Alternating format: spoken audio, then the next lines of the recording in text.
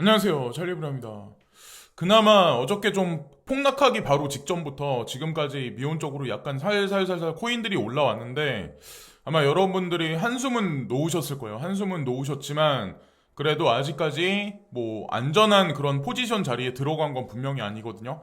그걸 이제 보시면서 이제 매매에 임하시면 되고 어쨌건 전량 매도와 전량 매수는 항상 자제를 하시고 100% 그런 식으로 하시면 절대 안 되시고 일단 여러 개의 뉴스를 보시면서 전체적인 흐름을 같이 보는 시간을 한번 가져보겠습니다. 일단 CBOE 미국 증권거래위원회에 또 다른 비트코인 ETF 신청서를 제출했다. 이번에는 CBOE가 개입이 돼 있어요. 제가 그래서 무슨 말씀을 드리려고 하냐면 CBOE가 중간 브릿징 역할을 해주고 피델리티가 제안을 해서 이 신청서가 증권거래위원회에 제출이 됐다. 근데 이게 왜 중요하냐면 기존에는 하나의 개별적인 헤지펀드가 예를 들어서 그 투자사가 예를 들어서 직접적으로 신청을 했으면 중간에 CBOE가 개입이 돼 있다. 이 의미는 의미하는 바가 상당히 크거든요. 제가 여기 항상 디지털 커런시 그룹의 주요 이사나 인물들에 관해서 항상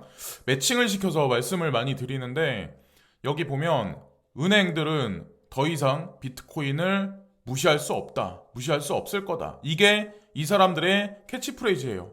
그리고 그림자 금융 세력들의 중심 핵심 인사들이 저는 다 디지털 커런시 그룹에 다 유입돼서 인프라를 지속적으로 전 세계에 깔고 있다라고 저는 이제 생각하거든요. 연준도 개입이 돼 있고. 근데 제가 왜 CBOE가 들어가 있는데 왜 이번에는 비트코인 ETF가 승인 날 것 같냐고 제가 판단을 내리냐면 이 글렌 허친스라는 이 인물이 이 캐릭터 자체가 이분이 CME 그리고 CBOE하고 직접적으로 관련 있는 분이고 CBOE, CME는 단지 비트코인하고만 국한되게 연결된 게 아니에요. 일반적인 우리 주식시장 있잖아요. 뉴욕 증권거래소하고도 직접적으로 관련이 있어요. 이분 같은 경우 전에 나스닥 회장이셨고, 자, 그러면 과연 결론이 어떻게 날까요? 저는 이제 개인적으로 이게 내피셜일 수도 있고 이게 희망사항일 수도 있지만 앞으로 2달 안에 그러니까 6월에서 7월 달 넘어가기 전에는 뭔가 대대적인 변화가 있을 거라고 저는 생각을 하거든요. 어쨌건 그건 개인적인 내피셜이니까 어쨌건 이분이 실버 레이크사의 코어 펀더인데 실버 레이크에 관해서 또 조사를 해보시면 아마 많은 재미난 것들이 아마 있을 거예요. 그래서 이번에는 좀 틀리지 않을까 생각을 합니다. 그리고 이오스가 거침없는 상승생을 보였어요. 그러니까 한 하루 이틀 전만 해도 급작스럽게 급락을 다른 코인들보다 되게 많이 일어났잖아요. 그리고 나서 제가 이 패턴을, 이 차트를 보여드리면서, 여기서 실망하지 마셔라.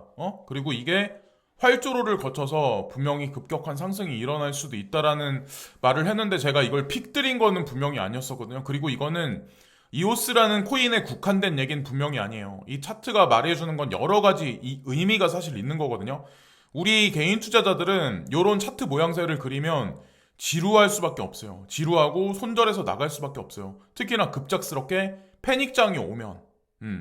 근데 어쨌건 호재거리 뉴스가 나오면서 이오스가 급등을 해버렸어요. 자, 100억 달러 규모의 자금을 모집해서 이오스 기반 암호화 교환 플랫폼 자금을 확보를 했다. 그래서 이거를 올해 말에 2021년 말에 런칭을 시킬 거다. 그래서 이름이 블리시 글로벌이라는 이 회사래요. 근데 개별 비트코인 캐시도 마찬가지로 비트코인 캐시에 관해서 그리고 비트코인에 관해서 그 선물 거래소를 가지고 있거든요. 싱가포르에. 근데 이오스도 마찬가지로 본인이 만든 거래소를 확보를 할 거다. 그리고 저스틴 선이라는 인물이 있는데 트론 같은 경우도 미국의 이제 라스베가스에 있는 폴로니엑스라는 거래소의 지분을 인수를 많이 했죠. 그래서 어쨌건 그런 구도로 보시면 돼요. 그래서 이번 일을 계기로 해서 향후 이오스가 어떤 식으로 움직일지는 모르겠어요. 어떻게 움직일지 모르겠지만 제가 개인적으로 보기에는 기존과는 좀 다른 패턴의 행보를 좀 보이지 않을까 개인적으로 이제 생각을 합니다. 참고로 이오스 같은 경우는 플립사이드 크립토에서 S클래스 자리에 있는지 되게 오래됐었어요. 그 반면에 가격이 횡보를 하거나 하락한 게 상당히 오랜 기간 동안 있었잖아요. 그래서 어떻게 될지 모르겠지만 어쨌건 그렇게 생각을 하고 10,000원 초반에 들어가신 분들은 익절을 일정 부분은 해주시는 것도 필요한 게 이오스 같은 경우는 특히 이 백사이드에 있는 사람들 있죠. 세력이란 사람들이 조금 약간 기회주의자? 사람으로 따지면 약간 기회주의자? 이런 게 좀 많아서 그 사람들은 좀 일시적인 경향이 약간 있거든요. 호재거리가 나왔기 때문에 이제 거기다가 호재 뉴스가 기반이 됐기 때문에 저희 이제 그렇게 생각합니다. 그래서 급등을 하면 보통 사람들이 많이 올라타는데 저는 좀 아닌 것 같아요. 저는 그렇게는 안 하거든요. 항상. 그렇게 생각을 하고 그리고 미국 헤지펀드의 전설 15년 후 암호화폐가 달러와 기축통화 지위를 대체할 거다. 딱 비트코인을 국한돼서 여기서 이분이 이제 말씀 안 하시죠. 근데 드러컨 밀러라고 코인데스크 팟캐스트에 이분이 이제 출연하셔가지고 달러가 향후 15년 내에 기축통화의 지위를 잃어버릴 수가 있다. 전 세계 기축통화 자리에 있은 지 달러가 거의 100년 가까이 됐어요. 지금 현재가 아마 94년에서 95년 됐을 거예요. 제가 제 영상에서 따로 나중에 이제 편집해서 이제 말씀드리겠지만 달러는 기축통화 자리에서 거의 나올 때가 됐어요. 제가 예측하는 거는 2030년이라고 해서 제가 영상을 만든 게 아마 따로 있을 거예요. 제가 나중에 이번 주말이 되기 전에 한번 따로 해서 올려볼게요. 제가 그 영상을 만든 게 2년 전에 만들었거든요. 그래서 어쨌건 드러켄 밀러라는 이분도 똑같은 말씀을 지금 하시네요. 그래서 어떻게 될지 결과는 분명히 나온다. 그리고 암호화폐가 대세를 잃어서 통화 시스템의 자리를 아마 구축을 할 거다. 그리고 참고로 이제 추가적인 사항을 말씀드리면 IMF 통화 바스켓에 5대 기축 통화가 있잖아요. 2016년에 위에나가 거기 들어갔어요. 중국의 위에나가. 근데 어쨌건 중요한 건 지금 현재 명목화폐 양적 완화는 거의 막판까지 다 왔다라고 보시면 돼요. 그래서 어쩔 수 없이 이런 암호화폐 위주로 기반으로 된 어떤 그 화폐 시스템이 이 드래켄 멜러 이분 말씀같이 그렇게 인프라가 구축되면서 우리가 투자하고 있는 모든 어떤 그 코인들이 있죠. 스캔 코인들 이런 거 말고 100위권 안에 있는 코인들은 전부 다 살아남아서 아마 여러분들 주머니를 아마 두둑하게 해줄 거라고 저희 이제 확신을 합니다. 그리고 루비니 교수님이 항상 이제 이분은 그러거든요. 항상 뭐 증시가 조금 떨어지면 더 폭락할 거다. 코인이 조금 떨어지면 거기서 더 폭락할 거다. 이분이 직접 말씀을 하시는 건지 그냥 아니면 언론사에서 의도적으로 입을 빌어 캐릭터를 빌어서 이런 뉴스를 만드는 건지 모르겠는데 항상 이분이 나오면 항상 가격이 반대로 가고 그랬었어요. 자, 그리고 시티그룹의 CEO인 암호화폐가 향후 서비스가 일부분이 될 것이다. 이분이 이제 이렇게 말씀하셨대요. 암호화폐와 디지털 화폐가 향후 서비스의 일부분이 될 것이다. 긍정적인 뉴스가 오늘 새벽부터 막 쏟아지기 시작을 했어요. 바로 이틀 전까지만 해도 부정적인 뉴스가 창궐했어요. 시장에는. 대중들은 그 뉴스를 보면 패닉하고 손절할 수밖에 없어요. 그리고 그들이 원하는 건 우리가 손절한 물량을 헐값에 사가는 거예요. 그죠? 그러니까 거기에 당하면 안 된다고 제가 항상 말씀드리죠. 미국 통화감독청 신임 청장 대행 주요 규제 기준 검토 착수. 이것도 긍정적인 뉴스예요. 자, 규제를 더 디테일하게 들어갈 거다. 그리고 기준 검토를 착수했다. 긍정적인 뉴스가 막 쏟아지기 시작을 했어요. 그러니까 정치 세력이든 금융 세력이든 언론사들이든 저는 다 그들이 다 네트워크로 다 연결돼 있다라고 저는 생각하거든요. 거기에 빠진 건 우리 대중들, 개인 투자자들. 그래서 항상 뉴스를 보실 때는 막 휩싸여서 휘둘리는 게 아니라 항상 나의 기준을 갖고 움직여야 돼요. 패닉한다 뭐 이런 얘기가 나와서 막 휩쓸리시는 게 아니라 그리고 디지털 자산을 깊게 이해하기를 원한다. FDLC 회장도 미국 연방예금보험공사 이분도 여기 이렇게 긍정적인 얘기를 하셨다. 새벽에 다 똑같이 나온 뉴스예요. 코인리스거든요 이게. 텍사스 하원도 암호화폐 법적 지위 인정 법안 통과했다. 다 긍정적인 뉴스예요. 그것도 또 디테일한 뉴스가 나오기 시작해요. 우리나라도 정치권에서도 긍정적인 뉴스가 하나 둘씩 나올 거라고 이제 저는 생각을 합니다. 아직까지 눈에 도드라지게 아직까지 진보가 확 있진 않지만 자, 그리고 구독과 좋아요, 알림종 설정을 해주시고, 예, 시간 되시는 분들은 광고 시청 하나씩 해주시면 진심으로 감사하겠습니다. 그리고 김태희 하정우도 팔았다. 빌딩 고점 논란 부른 연예인 투자. 중앙일보에 이런 기사가 나왔는데 2019년도 예, 제가 이제 유튜브 할 때 그때 연말에 어떤 일이 있었냐면 바로 코로나 바이러스 터지기 전에 소지섭이 한남동인가? 이분이 이제 가지고 계신 빌딩을 매도를 하시고 빠져나가신 적이 있어요. 그렇게 하고 그리고 나서 중요한 게 원래는 그 월가에 JP모건 체이스의 본사 건물이 있거든요. 근데 JP모건 체이스도 월가에서 빠져나간 게 바로 코로나 바이러스 터지기 바로 직전에 텍사스로 이주를 했었어요. 예, 다 뭔가 있었다는 거죠. 근데 이번에도 마찬가지로 김태희가 건물을 팔았다. 거기다가 소지섭, 한효주, 이종석 등 빌딩 거래를 자문한 박종복 미소 부동산 연구원 대표가 강남구 빌딩의 시장 수익률이 연 2.5에서 3%라는 점을 고려할 때 높은 수익률을 거뒀다고 평가를 했다. 예. 어쨌든 이분이 자문을 해주시는 것 같은데 김태희, 하정우, 손지창 빌딩 팔았다 이 얘기가 나오는 거 보니까 제가 개인적으로 보기에는 여러분들 아마 공감하시겠지만 뭐 플랫폼 경제, 예. 그리고 직접 대면에서 우리가 뭐 스트리트 가서 마켓 가서 물건을 직접적으로 사는 거는 시간이 흘러가면 흘러갈수록 감소할 수밖에 없거든요. 그리고 오피스 근무도 직접적으로 도심지에 가서 하는 게 비대면 사회 그리고 재택근무가 늘어나면 당연히 상업용 건물은 끝날 수밖에 없어요. 예. 그래서 어쨌건 그래서 매도를 한 게 아닐까라고 저는 생각하고 그래서 뭐 집값이 전체적으로 빠질 거냐 저는 이제 그렇게 생각 안 합니다.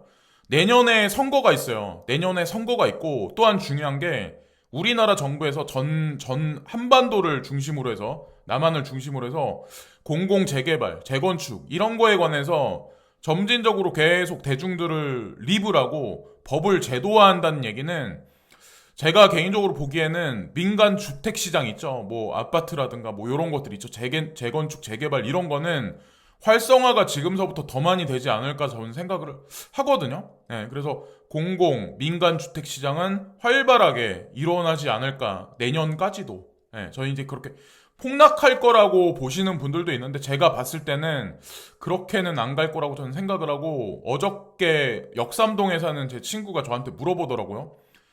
인천에 뭐 어떤 뭐 조그만 뭐 빌라 뭐 요런 거 아파트 이런 거 재건축할 만한 거 뭐 재개발할 만한 거 그런 거 뭐 매수할 거다. 그래서 알아보려고 한다 이런 식으로 얘기를 하더라. 항상 이제 서울에 있는 것만 항상 얘기를 했었는데 그러더라고요. 그래서 제가 느낌을 챈 게 그렇구나. 근데 참고로 인천에 있는 어떤 이런 재건축 재개발들은 보면 서울 분들이 많이 매입을 많이 하시더라고요. 인천 분들은 또 그렇고. 근데 뭐 인천에 있으신 분들은 서울로 또 가려고 하고 어쨌건 돈이 될 거라고 저는 생각을 합니다. 재건축 재개발이. 그리고 그레이스케일 자산운용사에서 오늘 아침에 새벽녘에 이제 라이트코인에 관해서 포트폴리오에 라이트코인이 좀 필요하지 약간의 어떤 라이트코인이 필요하지 않니? 하면서 그 라이트코인 트러스트 상품에 관해서 소개를 하는데 저도 이제 똑같은 관점으로 이제 말씀을 드리려고 하거든요. 라이트코인하고 비트코인 캐시는 시총 상위에 있는 코인들이 많이 진보를 했음에도 불구하고 많이 안 올라간 코인들의 대표적인 격이에요. 제가 생각했을 때 비트코인 캐시는 최소한 못해도 200만 원 위까지는 올라가 있어야 정상이라고 생각하고 라이트코인도 마찬가지로 최소 지금 가격에서 60만 원 이상대는 있어야 전 정상이라고 생각하거든요. 그래서 그 이유가 어떻게 될지 모르겠지만 그렇다고 지금 뭐 비트코인 캐시를 빨리 사야 된다라고 어저께 하락장 때 사시려면 170만 원 밑에서 사셔야죠. 170만 원 밑에서. 지금 추세 추종하는 거는 조금 약간의 리스크가 있는 것 같고 라이트코인 같은 경우는 제가 지금 차트를 안 봐서 모르겠는데 이것도 마찬가지로 어저께 기회가 제가 보기엔 찬스가 나쁘지 않았다. 그래서 이거를 제 얘기를 듣고 사셨던 분들 있죠. 160에서 170대 170만 원대 이분들은 그냥 터지기 직전까지 그냥 계속 홀딩하세요. 터지기 직전까지. 그리고 반드시 터질 가능성이 높다라고 제가 계속 떠들고 있죠. 그래서 아직까지 터지진 않았는데 어쨌건 저도 지금 그냥 들고 있어요. 제 매도 가격이 안 오면 저는 뭐 조금 5% 올랐다 5% 빠졌다 이런 거에 별로 좌지우지 하지 않거든요. 그리고 더 블록이라는 미디어사가 있는데 여기서 코인베이스하고 크라켄이 여기 보면 어떤 것들이 어떤 코인들이 증권이냐에 관해서 결정을 내렸었다. 뭐 요런 얘기들을 지금 했는데 저도 이것에 관해서 이제 말씀을 드렸잖아요. 크립토 레이팅 카운슬에서 1점에 가까우면 비증권, 그리고 5점에 가까우면 증권이다. 규정을 내렸다. 근데 코인베이스하고 크라켄이 XRP를 4점을 줬다. 근데 이게 미국 증권거래위원회하고 관련이 있다. 더 블록에 그런 식으로 기사를 썼어요. 제가 이것에 관해서 어저께도 말씀을 드렸고, 예전에도 아마 이 비슷한 영상을 찍어서 올린 적이 아마 있었을 거예요. 그래서 많은 분들이 걱정을 하시는 게 증권으로 분류되면 XRP 사라지는 거 아니냐라고 걱정하시는 분들이 많은데, 법이라는 게 세력들이 만들기 나름이에요. 증권이라고 규제됐다고 하더라도 벌금을 내고 끝난다거나 다른 식으로 처리해서 XRP는 어쨌건 정치 세력, 금융 세력들이 가지고 가는 어떤 그 중요 포인트라고 보시면 돼요. 제가 코인계의 제왕이라고 말씀을 드렸는데 가격이 여기서 좀 빠진다고 해서 저는 그런 견해에 관해서 흔들리지 않아요. 저 이거 한 개도 안 팔았어요. 물론 평단이 제가 어저께도 체크를 해봤는데 303원이더라고요. 평단이 낮아서 그런 게 아니라 신규 투자자 분들도 마찬가지야. 빠지면 빠질 때마다 1,700원 가까이 빠지면 빠질 때마다 그때마다 야금야금 사두셔가지고 분명히 나쁘지 않아요. 분명히 여러분들한테 효자 노릇 반드시 할 코인입니다. 예. 그래서 딴 코인 올라가는데 왜 XRP 안 올라갔냐? 여기에 막 이렇게 그런 흔들리실 필요가 전혀 없어요. 이 코인은 한 방에 있는 놈이에요. XRP 같은 경우는. 그리고 여기 보면 코인텔레그래프에 유비소프트가 블록체인하고 관련한 게임을 출시한다. 뭐 이런 식의 얘기를 지금 하고 있는데 유비소프트도 제가 이제 게임을 좀 하거든요. 게임을 좀 많이 좋아하거든요. 특히나 FPS를. 근데 유비소프트도 콜 오브 듀티 같은 거 뭐 이런 거 배틀필드 배틀그라운드 이런 거. 근데 유비소프트도 마찬가지고 제가 알기로는 EA 스포츠 그리고 플레이스테이션, 넥슨사 모두 다 개입이 돼 있어요. 사실 블록체인하고 코인 시장하고 가상자산하고 관련해서 게임 아이템을 언젠가는 분명히 우리가 가상자산으로 살고 팔 수 있는 그런 시장 그리고 배틀 시스템이 만약 도입이 되면 거기서 코인으로 베팅을 해서 이기면 코인을 가져가는 그런 시스템도 만들어내지 않을까 저는 조심스럽게 생각을 합니다. 근데 코인 텔레그래프에 이런 뉴스가 하나둘 나오는 거 보니까 제가 개인적으로 보기엔 머지 않았다라는 생각을 합니다. 그러니까 여러분들 자녀들이 공부를 못해도 게임으로 1등하는 사람, 게임을 어설프게 하더라도 어느 정도 하는 사람, 그런 자녀들은 나중에 그걸로 밥 먹고 사는 시대가 반드시 와요. 오고 있는 거고. 그리고 코인베이스가 틱톡을 앞질러서 1위 자리에 올랐다. 애플 스토어에서. 자, 미국에서 그 코인베이스 어플리케이션이 다운로드가 1위래요. 지금 현재가. 자, 이 의미를 여러분들이 보셔야 돼요. 그래서 저도 코인베이스 주식이 계속 빠지긴 하지만 어쨌건 이거를 계속 사서 모아야 된다고 제가 말씀드리는 거예요. 그럼 당연히 미국 시민들이 거래하는 사람이 점점 많아지고 하면 코인베이스 주식 가격은 어느 순간부터 가파르게 올라갈 가능성이 높아요. 파일코인이 차트적 관점에서 중심선까지 떨어졌다가 다시 올라갈 가능성이 높듯이 그런 식으로 보시면 어떨까. 그래서 긴가 민가한 단계에 있을 수도 있지만 어쨌건 이 구간을 지나면 코인베이스 사용하는 미국인들이 훨씬 더 많아질 거라고 저는 생각을 합니다. 그리고 마지막 거의 다 왔는데 그레스케 자산운용사 포트폴리오를 보고 말씀을 드리려고 하는데 호라이젠만 코인베이스에 상장이 안 돼 있어요. 코인베이스 커스터디에 사용이 되고 있는데 여기 나와 있는 코인 중에 호라이젠만 안 돼 있고 자 그리고 비트코인 저도 뭐 이 비트코인을 지금 긴가민가 할 때 그리고 뭐 하락장이다 막 이럴 때 지금도 계속 매일매일 야금야금 사서 모으고 있는 현재 상황이고 베이직 어텐션 토큰도 아직까지 터지지 않았고 비트코인 캐시하고 제가 이더리움 비트코인 캐시하고 라이트코인은 강조해서 말씀드렸죠. 비트코인 캐시하고 라이트코인 그리고 체인링크는 그냥 지속적인 홀딩의 관점으로 접근하세요. 언젠가는 반드시 한번 터질 날이 있어요. 이 코인도 이오스 같이 그리고 디센트럴랜드도 빠지면 빠질 때마다 그냥 계속 사서 모으시고 어저께 제가 보니까 다른 코인 많이 빠질 때도 얘는 힘이 되게 좋더라고요. 그 얘기는 누가 지금 매집하고 있는 거예요. 세력들이 디센트럴랜드 같은 그리고 이더리움은 뭐 다시 상승을 위해서 대기를 하는 건지 모르겠지만 어쨌건 지금 제가 개인적으로 보기엔 그냥 홀딩의 관점으로 1,000만 원대까지는 그런 관점으로 임하면 어떨까라고 저는 생각하고, 이더리움 클래식은 제가 개인적으로 보기엔 저도 이거를 사서 모았었는데 익절을 한 다음에 12만 8천 원 때까지 이제 제가 다시 매집을 했었거든요. 근데 이번에 만약에 매집을 하면 저는 이거를 되게 오랫동안 기다려야 된다라고 생각해요. 오히려 다른 코인들보다. 왜냐면 급작스럽게 급등을 했기 때문에 이 친구는 좀 한동안 옆으로 밀 가능성이 되게 높거든요. 다른 코인들보다. 네, 저 이제 그렇게 생각을 합니다. 그리고 파일 코인은 사토시 마켓에서 차트적 관점에서 지금 현재 옆으로 밀면서 거의 마지막 조정 단계를 마쳤고, 그리고 나서 업비트 같은 경우는 원화마켓 상장이 될 가능성이 높지 않을까라고 생각을 하는 코인 중에 대표적인 코인이에요. 그래서 지금 선에서 손절매하고 나가시는 거는 제가 보기에 좀 우매한 행동이 아닐까. 그리고 호라이젠 같은 경우도 조금 올라갔을 때 막 그러지 마시고 조금 내렸다고 막 그럴 코인이 아니에요. 얘는 그냥 지금 사서 모으시는 분은 그냥 홀딩을 하세요. 이슈가 터질 때까지. 그렇게 봐야 된다고 생각하고, 라이트코인은 제가 아까 말씀드렸다시피 그런 관점으로 접근하시면 되고, 스텔라 루멘은 가는데 왜 XRP는 안 가냐? XRP는 6월달을 기점으로 보시면 돼요. XRP는 6월달. 그리고 지캐시하고 호라이젠, 어쨌든 이 친구들도 6월달을 아마 기점으로 저는 모든 타점이 맞춰지지 않을까 전 개인적으로 생각합니다. XRP는 그냥 빠질 때마다 사서 모으시면 되고, 네오코인하고 온톨로지도 마찬가지로 지금 아직까지 터지지 않았는데, 네오코인하고 온톨로지 같은 경우는 아마 한번 터지면 아마 장난 아닐 거라고 저는 생각을 해요. 그래서 어쨌건 저도 계속해서 여러분들한테 말씀을 많이 드렸죠. 그리고 이번에 14만 원 밑으로 떨어졌을 때 네오코인 사서 가지고 계신 분들은 그냥 가지고 계시면 돼요. 그래서 더블을 바라보고 더블 이상을 바라보고 저도 이제 추천을 드렸던 거기 때문에 저도 한 개도 안 팔았어요. 팔 구간이 오지도 않았고.